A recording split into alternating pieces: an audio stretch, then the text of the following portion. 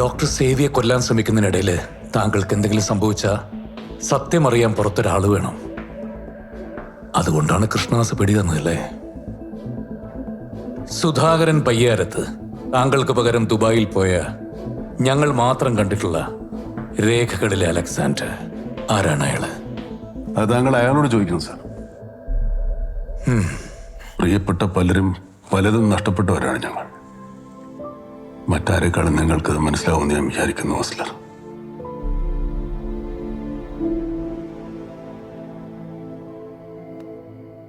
മറ്റെല്ലാവരുടെയും മക്കളെ ടാർഗറ്റ് ചെയ്ത് താങ്കൾ സേവിയുടെ അമേരിക്കയിലുള്ള മകളെ മാത്രം വെറുതെ വിട്ടു.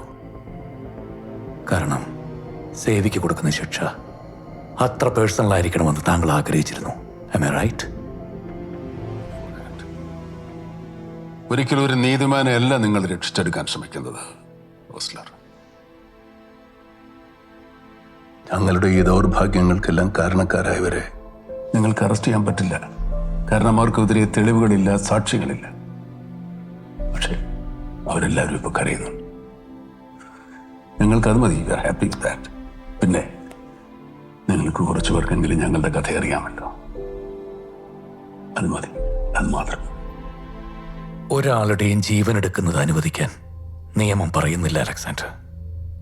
പിന്നെ നിങ്ങൾ കൊന്ന 3 പേരും മരണം അർഹിക്കുന്നവരായിരുന്നില്ല.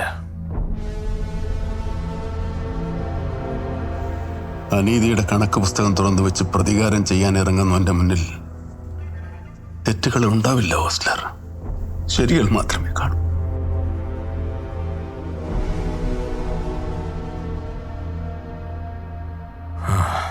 ഓക്കെ.